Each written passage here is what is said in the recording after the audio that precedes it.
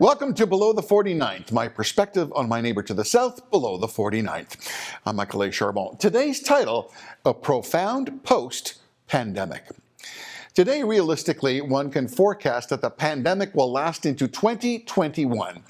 With the promise of vaccines and antibody treatment combined with a global second wave, it is only with the grace of God that we can look to 2021 as being the end of one of humanity's most devastating and destructive occurrences. A destruction that did not include a nuclear bomb, bullets or soldiers, or of a conquering war.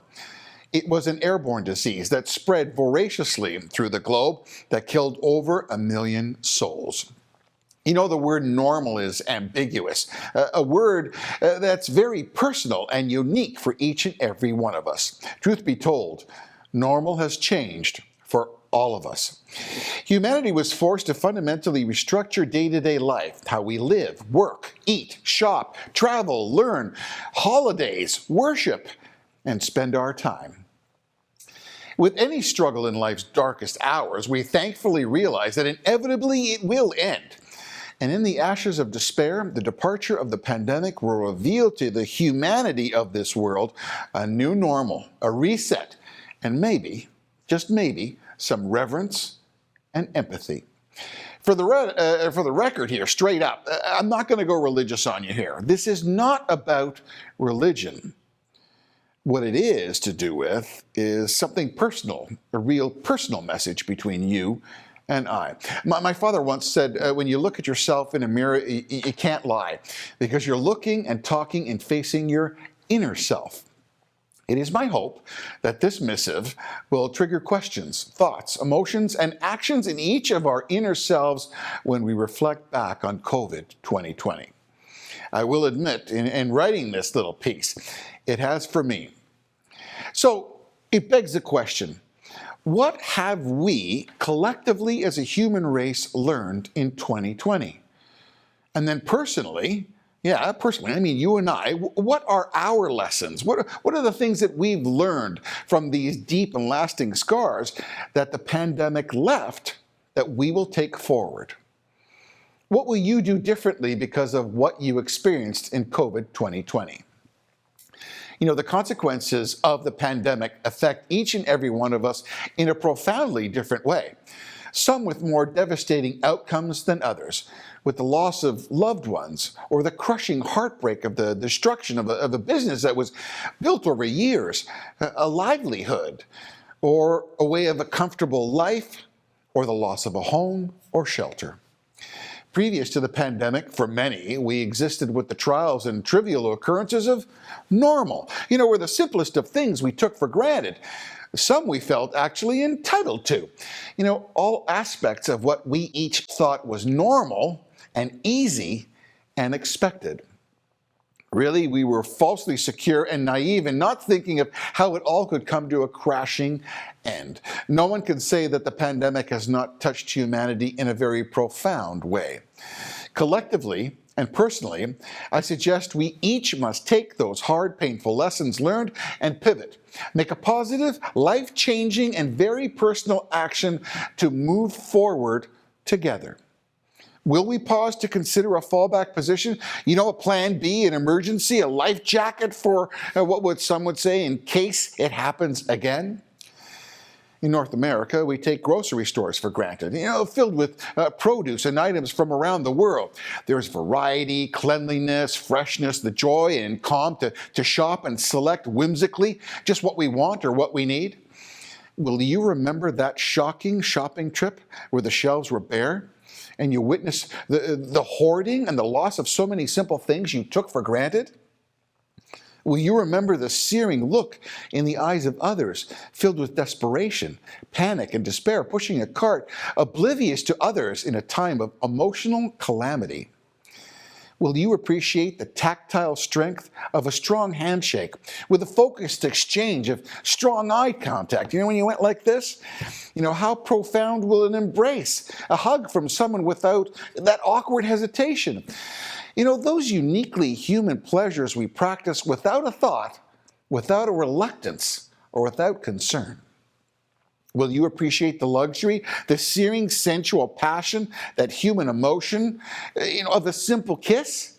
Will you remember that? Where we're touching base and checking in, FaceTiming or reaching out to those in need. The sound of your voice with a simple call meant so much to both of you as tears swelled up in both your eyes, missing each other.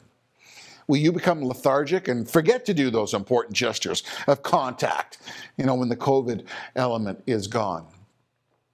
Living in a bubble is a term that was once only associated with a movie and has now transformed to a form of isolation and self-preservation, where family gatherings and the appreciation of loved ones beside you for celebrations have greater meaning and reverence. Will you recognize how important family and friends are as we assemble at a table set for us all in celebration? A ritual of human traditioning harking back to centuries where sharing and celebrating with special people was part of your faith almost and your belief, where the experience of sharing food, breaking bread with others and gathering together, all this was in the spirit of peace and humanity, to eat together. Will you pause before that first morsel of food enters your mouth and join hands and give thanks for what you are about to receive?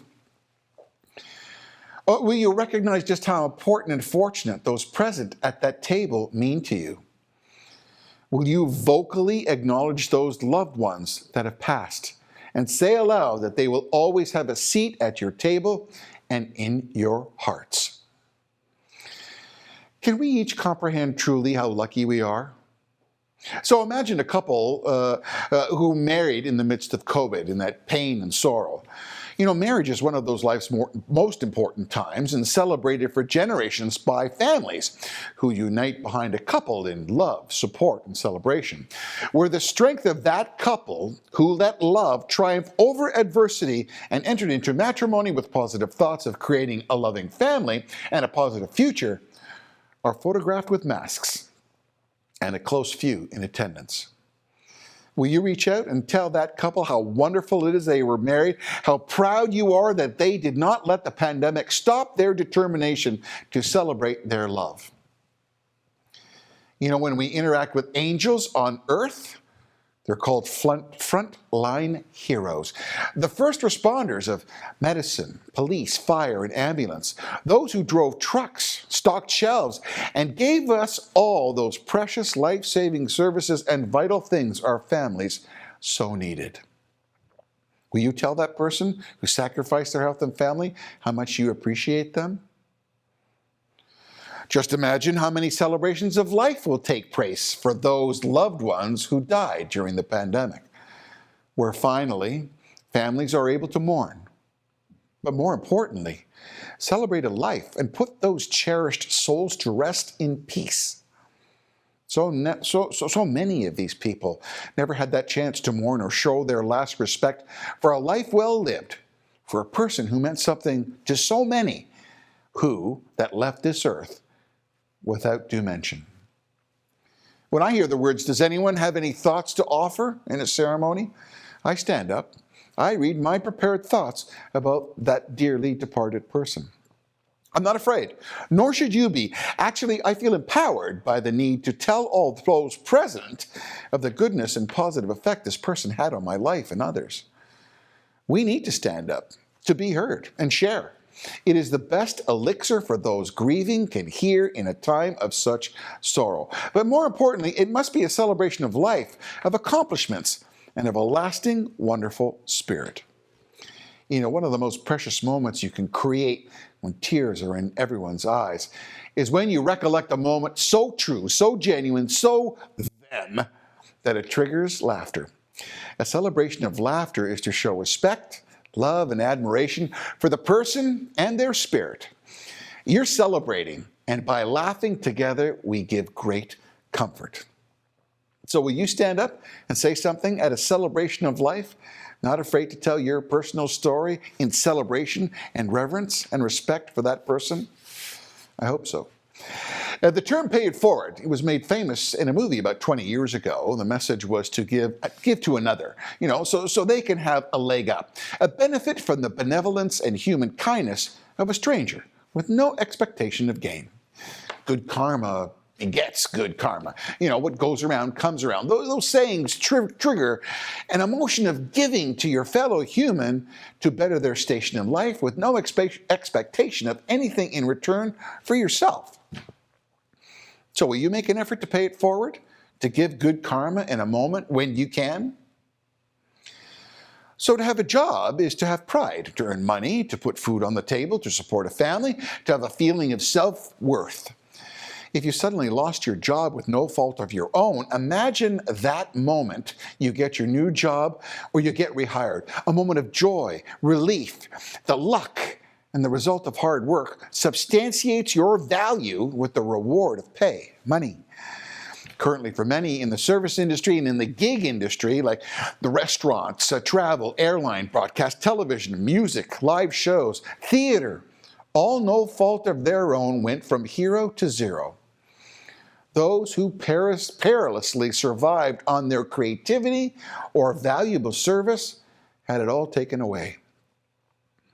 Will you appreciate your job, regardless of the hours and the toil, to never take for granted work you are so very fortunate to have? And think about this. Will a concert, a movie, a play, a live sporting event, will that mean that much more when we return to the comfortable seat, ready to be entertain me, or scream at a touchdown? When finally there is no need for masks, shields, or separation from others who wish to learn. Students finally will learn to open and be free to share and participate and soak in the joy of education. Will the joy and importance of physically going back to school, not a computer screen, will that last the whole term? Will that last the whole year?